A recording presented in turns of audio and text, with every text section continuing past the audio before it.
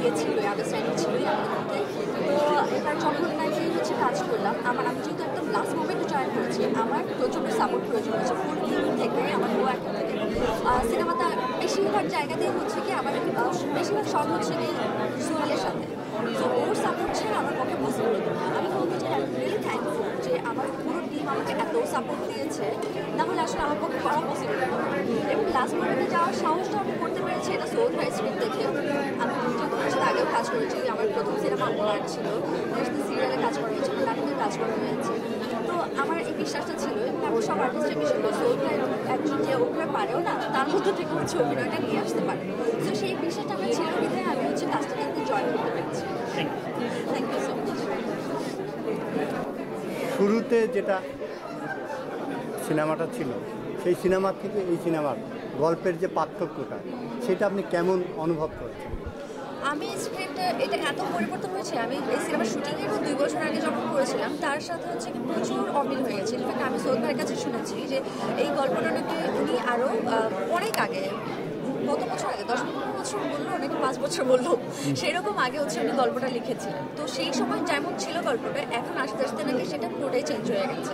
আমি যখন করেছি তার সাথেও এখনের গল্পের অনেক অমিল। আস্তে আস্তে যখন আমরা কাজ করতে থাকি তখন সিনেমার বেটার হয়, যাতে সেই জন্য আমরা ধীরে ধীরে চেঞ্জ করতে থাকি গল্পটা।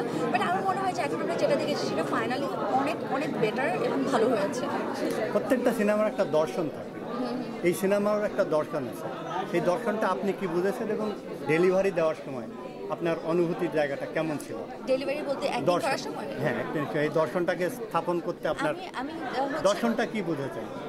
আমি হচ্ছে কি এখানে অভিনয় করার সময় এখানে লজিক কি এত কিছু মাথায় না রেখে আমার কাছে মেইন কনসার্ন ছিল এই মেয়েটা যে শ্যামা, তার সে কোথায় গেল, তার বিলঙ্গিংস কোথায়, তার ব্যাকগ্রাউন্ড কোথায়, সেগুলো আমি প্রথমে মাথায় রেখেছি, গল্পের লজিক পরে খুঁজেছি।